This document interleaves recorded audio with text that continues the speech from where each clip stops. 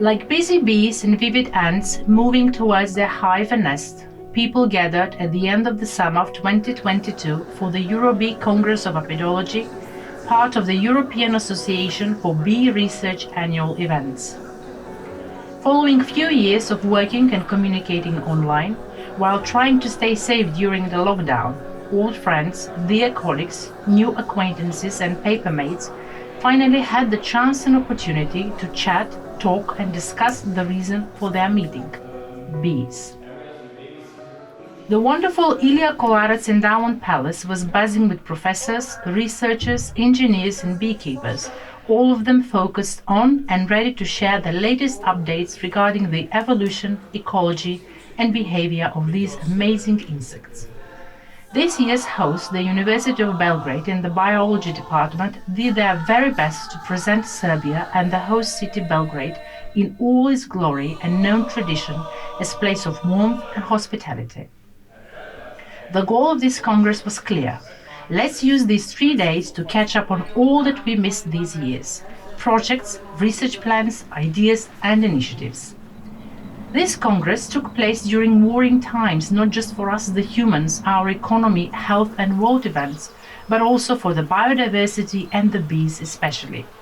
During these years, the Western honeybee is faced with parasites, pathogens, agricultural pesticides, malnutrition, poor beekeeping practices and climate change.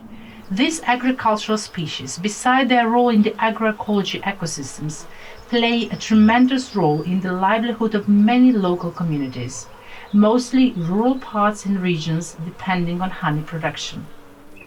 In the meantime, the wild bee species are fighting their own losing battle with habitat loss, alteration and fragmentation, pesticide use and introduced diseases.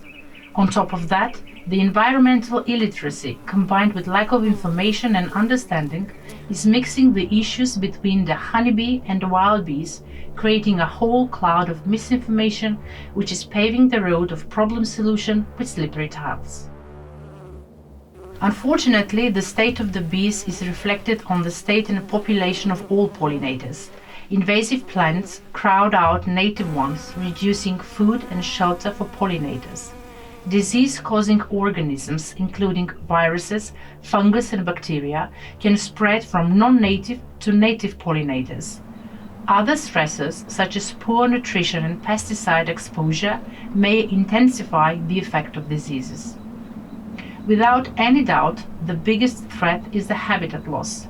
The changes in the way our land is developed has caused significant loss to pollinator-friendly habitats. Bees are losing the food sources that they require for a healthy diet, enough flowers to forage and a safe place for nesting. These are not the only problems that the science community is facing. For every problem, there must be a solution. But every solution needs research and resources, and just as the bees in the last few years, we are facing lack of support and financing for the science that we so desperately need. This, combined with the lack of human capacities and young researchers' interest in the topic, is setting the solution much far away. But not everything is lost. The collaboration of the natural science with technology such as drones, artificial intelligence, IT software and machine learning is proving an excellent option for many environmental issues, as was proven at this year's Congress.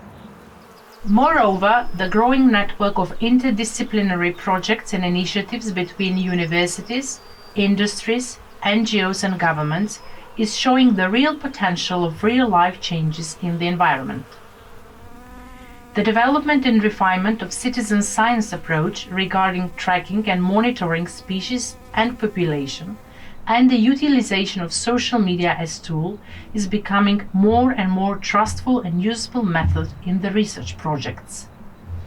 In the last few years, by lobbying and demonstrating the importance of urban biodiversity and the wild bees as pollinators, more cities and urban communities are developing natural-based solutions focused on sustaining an urban greenery and forest that are supporting the pollinators in manner provided by data and science.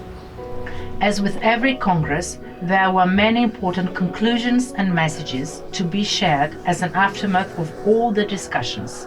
As we are getting deeper in the bees' natural history, we are realizing we are still in the shallow waters of their deep and complex lives. We are still finding out about all the ways we are influencing them and their needs, and we are slowly realizing that it will take years and many generations before we fully comprehend their ecology. But in the meantime, we should focus a lot of resources, finance, willpower and time on researching and protecting this marvelous part of our planet ecosystem. Although this EurBee Congress is over, the next one is already in preparation. We shall see you all again soon in Tartu, Estonia on EurBee 10.